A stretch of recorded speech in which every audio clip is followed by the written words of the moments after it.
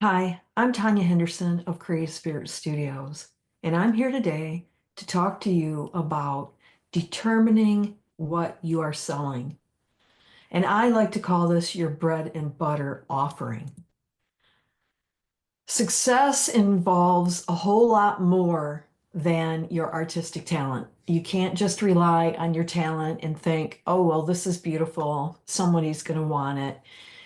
Because there's so much more to building a business and marketing that you need to understand. So, the first thing I want you to start doing right now, today, is to start thinking of yourself as a business owner. Because when you put that hat on, you begin to think differently. And we're going to start this module with helping you do that. So, your bread and butter product line is your starting point. Okay. So before we dive into like thinking about who's your ideal client and what will your branding be and who is it that you're going to market to and how are you going to market and what does that even mean, I suppose.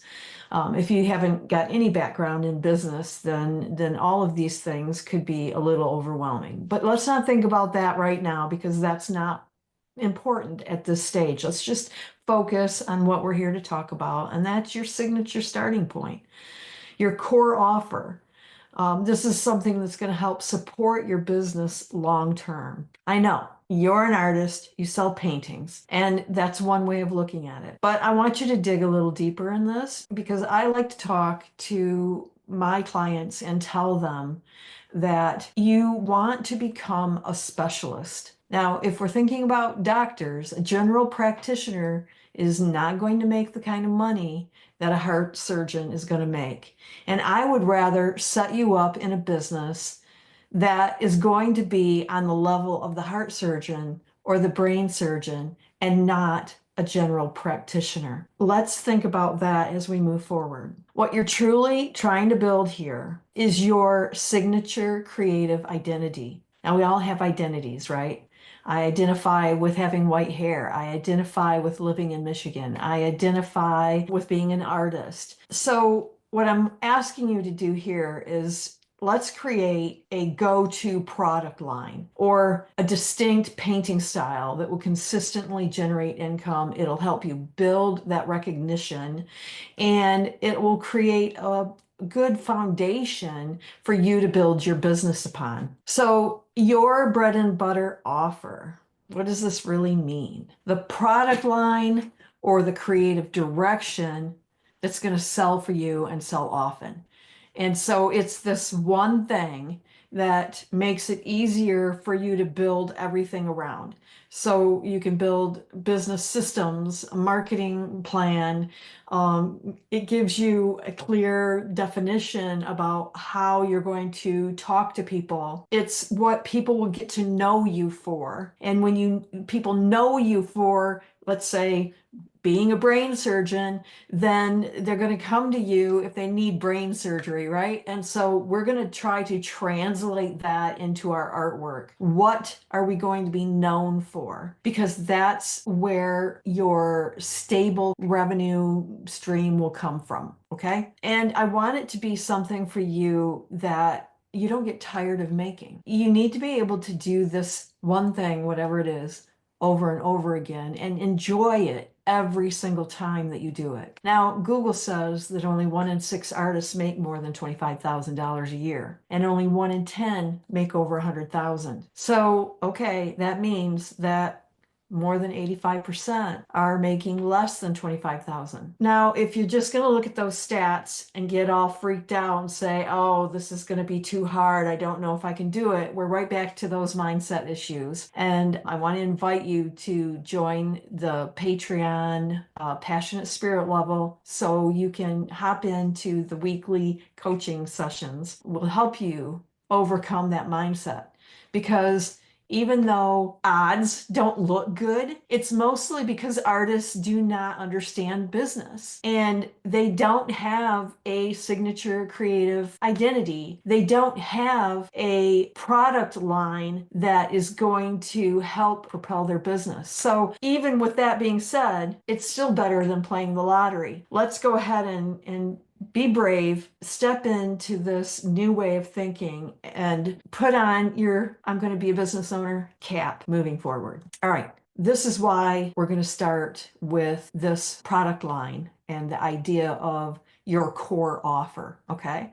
Because clarity sells. You need to have clarity about what you're offering because it makes it easier for you to speak about it, and it makes it easier for your clients to understand who you are and where you're coming from. It also makes it easier for them to buy. Okay. So when we focus on something, all of our attention is going to it. We're sending energy in that direction. Whatever we're putting our attention on grows. So I can't put my attention on 5 or 10 different things and expect momentum to be able to pick up. It just doesn't work that way. Focus helps you build traction, and a consistent product line, something that you're being known for, allows you to market better and helps you understand your inventory. And inventory is different for our kind of business. We'll talk about that in later modules, but here I just want to talk to you about the ease of things when we're talking about brand recognition, the product line, your signature style, and your consistent art making, whatever that is. And the third thing is it helps you know your core offer, right? It helps simplify your decision making, because if I know what my core offer is, then from that point, I know exactly what to post on social media and how to make things easier when I'm sharing about that core offer and I'm not confusing people about what it is I do. I'm very determined about this is my thing. That does not mean that if I choose, like I did for myself, personal energy portrait, if I choose to do personal energy portraits as my bread and butter, does not mean that that's the only thing my business is about. I can build my business off of that. That's just the foundation, the platform I'm jumping off from. Bread and butter means that it is going to generate consistent revenue that I can rely on. And once I have that established, then I can rely on that income to support me in the other endeavors that I try to take on later down the road. So when we have clarity, focus, and we know what our core offer is, we can make better decisions, which help us build momentum. And all of this together actually increases our revenue. So these are the action steps to discover what your bread and butter offer is going to be. And you can stop the video as we're going along and grab your worksheet and work along with me as we're talking, or you can just listen and take it all in and then go get your worksheet later. So step number 1 is about just deciding, where do you find the most joy in what you're doing? What medium lights you up every time you use it? Now, I use acrylics. I also use colored pencils. I use watercolors. I sometimes do printmaking. But when it really comes down to it, if somebody asks me what I do, I start by telling them that I'm an acrylic painter. There's 2 things that happen there. First of all, I'm not saying I'm an artist, because that's way too broad. An artist could be a musician, a sculptor, a painter, a weaver. So it's just too broad of a term. Nobody can understand who you are if you're saying I'm an artist. So the first thing is to say, I am what? I am is a very powerful statement. So try to be as specific as you can. I do watercolors and I do printmaking and I do colored pencils, but I am best at acrylics. I've been working with them my whole life and I've been teaching them for probably 20 years. So when you think about that, I'm definitely going to be a much better acrylic painter than I am a colored pencil person or a watercolor person. There's something to that. It's not just because I know it better. It's because I keep going back to it, because I find ease in it. So what medium fills you up like that? What do you find that you're going back to? If you haven't gotten to that point in your career, it's a good time right now to make a decision. So take a look at your work. Which subject matter or theme have you been working on? What styles or techniques feel like an extension of who you are? Because there is a medium that you are better at. And if you are objectively looking at your work, you can determine that for yourself. If you are struggling, then put it out there for other people. Narrow it down to two. I love doing this and I love doing that. And ask people, what do you feel like I do better? What do you love more? This one or that one? And give them, various options. Don't just show one like you think it's your best, because you're not creating this work for yourself in the first place. You're creating this work to be sold and belong to someone else, to hang on someone else's wall. So give people the option of 4 or 5 different pieces of one medium and 4 and 5 different pieces of another medium. But another way of figuring this out is just to go inside yourself and feel into it. What is your soul calling you to do? Because we all love to do all of the things, right? But there is a thing that is meant for you, a thing, and it will help you become better. If I decide I'm an oil painter and I stick to oil painting, I will get so much better, so much faster if I focus on that oil painting instead of bringing in other mixed media or whatever else you think you're into. Now, step 2 is I want you to review kind of what's been selling for you. That might be complicated if you haven't sold anything, but even if that's the case, then you can still consider, what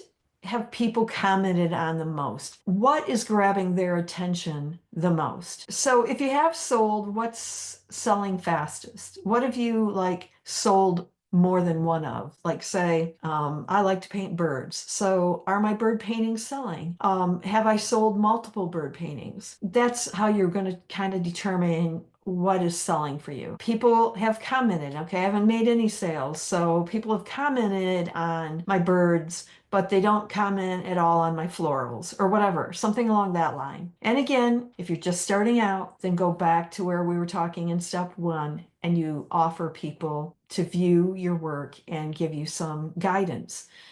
People will be very helpful in this way. I've never had anybody say, oh, I couldn't find anybody that would give me, their feedback. Step number 3 is identify your sweet spot. So you're going to find that crossroads, right? The intersection between what you absolutely love to make, what you're really great at making, and what your audience is already showing interest in. There's something that is crossing over into all 3 areas, the 3 different parts. Like, what do I really love to make? What am I really great at making? Now, that could be something simpler. So let's say I really love to make landscapes. I really love to make figurative work. I really love to make abstract work. But what I'm really great at is painting eyes. So how can I put eyes and my love for abstract, we'll say, together? And then what is your audience telling you? Is your audience telling you, hey, I just love the way you paint eyes? Or is your audience telling you, I love the way you describe trees in your landscape? What is it that your audience is telling you?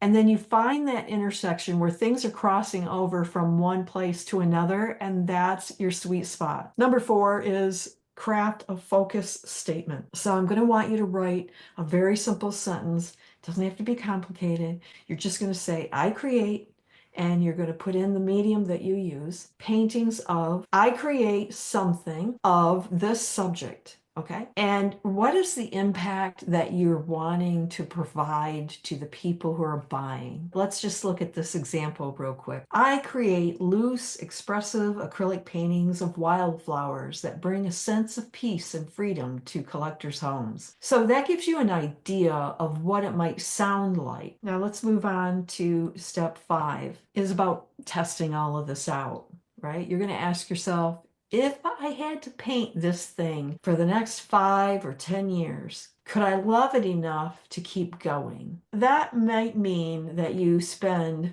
the next 30 days trying to paint this thing that you've decided upon every day for 30 days and just see where your joy is, where your bliss is. And it may be something to maybe meditate on Just, go into yourself and ask, what is it that I love? What is it that I find joy in? Can I do this day in and day out for the next 5 years? And if you can say yes, well, congratulations, because this is probably your bread and butter offer. If you're not getting to that, then go back and do this exercise again. So number 6 is to package it clearly. And so whatever you're going to do, you're going to give it a name. All right. So that's where my name, Personal Energy Portraits, came from. I discovered that's what my soul was bringing me to. It was what all my life had built up to from all the things that I had learned and become. And then you're going to decide on consistent sizes, formats, and price points to keep it scalable and systemized. Your sizes need to be limited to approximately 3. And I'm not saying that you can't paint in other sizes, but for example, my personal energy portraits are a 6x6, a 12x12, and a 20x20. Now, I have done a 30x40, but I have found, and this is through a process of trial and error, that by giving too many offers and too many sizes, your clients get confused and you have a harder time communicating with them what your offer is. And it's easy. You're going to look at the work that you've already created and what size are you working in, because there's a comfort in working in the same size. I can put together a 12x12 painting pretty rapidly after spending the last 15 years painting on a 12x12 size. You get familiar with the formatting. So it could be an 11x14, a 16x20, a 24x24, whatever those sizes are. You're going to have 3 basic consistent sizes that you can communicate with your clients. And we'll talk about pricing in a future module. So this offer that you're creating, it's going to be what sustains your business. Your bread and butter is how you're going to pay your rent and put food on the table. Bread and butter, right? That's like room and board, okay? We're going to find a way to generate income off of this one offer so that you have the freedom to go about doing other things that you love to do as well. So the final point on all this is that everything I've talked about, narrowing down, scares artists. I totally get it. But I love doing this and I love doing that. And it's going to, minimize my creativity. I'm not talking about what you're doing in your studio. I'm talking about what you're offering to your clients, because you need a core offer that makes it easy for you to discuss your work in the first place, because that's one tripping point for a lot of artists, is how to speak about their art. And this is going to help make it easier. Doesn't mean that you'll have to do this one thing and nothing else. That's not what I'm talking about. Because as an artist, you're going to explore and you're going to evolve, and that's perfectly fine. What it does mean is that you're going to have this anchor for your business. It's going to make your business stronger, and it's a repeatable offering, so it makes it easier to generate income over and over and over again with it. This is a quote by Andy Warhol. Being good in business is the most fascinating kind of art. He was all about marketing and he knew exactly how to do it. But the most important takeaway that I want you to remember from today is that your bread and butter is not the limit. It's just the launch pad. It's the starting point. It's the work that feeds your soul and your bank account so that all your other creative pursuits can thrive. You won't have to be in a state of worry or fear, because this bread and butter offer is what's going to sustain your business. So if you haven't been following along with your worksheet, are you ready to discover what yours is?